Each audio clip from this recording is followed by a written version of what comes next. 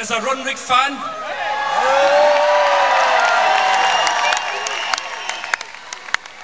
And to me, he's just simply the boss, Alex Salmond.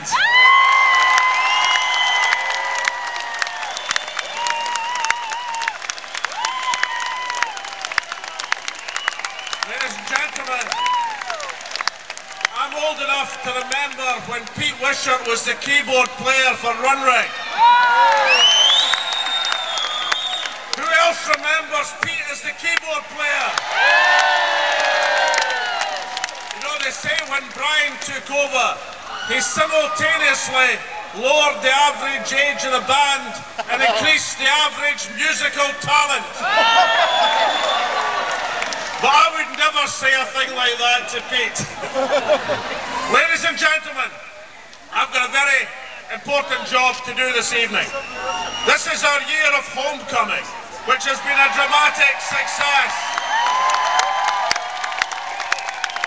And homecoming remembers the 250th anniversary of Robert Burns, something which by definition happens once every 250 years. So it's quite important. And Robert Burns was the greatest humanitarian of all time. So therefore, when we've got to present tonight the Sconestone, that's an important humanitarian award. Now there was a first stone of Scone, the Stone of Destiny, Jacob's Pillow, the one in Edinburgh Castle. Repatriated to Edinburgh Castle. And for 1,000 years that was a symbol of Scottish nationhood. Now this new Scone stone, carved in Nova Scotia by Warden MacLeod, is a symbol of humanity and compassion. And this stone is going to do enormous good round the world as a symbol of what's really, really important. Now I reckon that if Robert Burns was here, he'd be going to every event in the homecoming. And he'd also be proud of this particular presentation.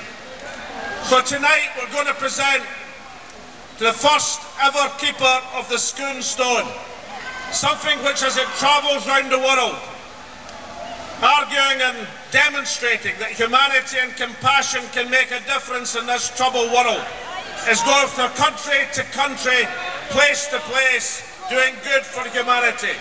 So it's my privilege to announce tonight that the first ever keeper of the Scone stone is somebody who for 10 years has driven forward Glasgow Caring City, the minister of Cathcart Parish Church, somebody who personifies the principles of humanitarian concern that Robert Burns would be proud of. Ladies and gentlemen, please welcome the first ever recipient, the keeper of the Scone stone, the Reverend Neil